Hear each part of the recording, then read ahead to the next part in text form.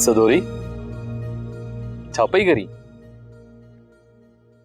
अबे ॾाॾे वारी किरत पई कयां, ॿियो छा पई कयां? हाणे मां तोखे माल चारण कोन ॾींदुसि। तूं त मुंहिंजी राणी आहीं, तूं त राज कंदी आहीं।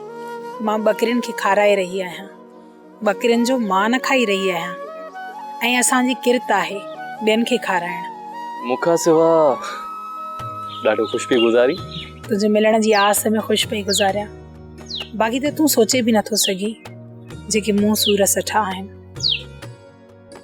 हाणे उमेद जो हिकिड़ो किरणो ज़ाहिर थियो आहे, ऐं मां त ख़ुशीअ में न पई मापां। अल्लाह साईं खां हर वक़्तु दुआ आहे, शल रब करे त मुंहिंजी ख़ुशियुनि खे कंहिंजी नज़र न लॻे। सदोरी मां तोखे हिन हाल में ॾिसी नथो सघां। वॾेरे लाइक जी न माल चारींदे सुठी कोन थी लॻे। जॾहिं तूं ॻाए वॼाए मूंखे वठी हले न, हा उन खां पोइ मां बकरियूं न चारींदसि, तोसां गॾु ई रहंदसि ऐं ॾाढो ऐश मज़न सां बंगले में ज़िंदगी गुज़ारींदसि। बाक़ी फ़िलहाल मूंखे कुझु ॾींहं बकरियूं चारण ॾे। वॾी नखरेली आहीं, मूंसां माणा थी करी। अच्छा, अञा किथे, जॾहिं त मां राज राणी थी तो वटि आयसि न, हुकूमत मां पोइ हलाईंदसि। ठीकु आहे बाबा, ठीकु आहे। फ़िलहाल वही तूं हिननि बकरियुनि ते पंहिंजो हुकम हला, मां हलां थो। लेकिन तोसां गॾु बीठसि न, ॾींहं कीअं गुज़री वेंदो ख़बर ई कान पवंदी। मां हलां थो।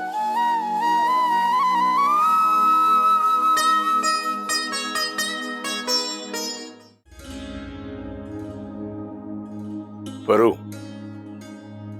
मां तुंहिंजो गुनाहगार आहियां। ॾाढी ज़्यादतियूं कई अथमि तव्हां सां। माफ़ी जे लाइक़ त न आहियां, पर मूंखे माफ़ कर। गौर, तूं मूंखे शर्मसार न कर। मुंहिंजी कुल काइनात मुंहिंजो पीउ आहे। जॾहिं हुन तोखे माफ़ करे छॾियो, हूं बि तूं असांजो मिटु आहीं, भाउ आहीं असांजो, पोइ मां केरु थींदो आहियां? मूं बि तोखे माफ़ करे छॾियो। ईअं सम्झ त असां सभिनी तोखे माफ़ करे छॾियो। तव्हांजो मूं ते अहसान आहे, सॼी उमिरि तव्हांजो अहसान लाहे न सघंदुसि। गौर, सच पुछी त अहसान तुंहिंजो आहे। सालनि खां पोइ त असांजे घर में ख़ुशियूं आयूं आहिनि। पर तुंहिंजी महिरबानी, मां सुल्तान खां बि माफ़ी वठण थो चाहियां। सुल्तान वाले किथे आहे? भाउ सुल्तान जी त का ख़बर न आहे, पर बाबा तोखे माफ़ कयो न, त सम्झ सुल्तान बि तोखे माफ़ करे छॾियो। पोइ बि मुंहिंजो फर्ज़ आहे त मां सुल्तान खां माफ़ी वठां। मां हलां थो। सोप सीरियल सिंध जाई तमाम एपिसोड्स ॾिसो हाणे HD क्वालिटीअ में। विज़िट करियो असांजो YouTube channel Sindh TV HD drama. Subscribe कयो असांजो official YouTube channel Sindh TV HD drama ऐं वधीक अपडेट लाइ बेल आइकन खे क्लिक करियो।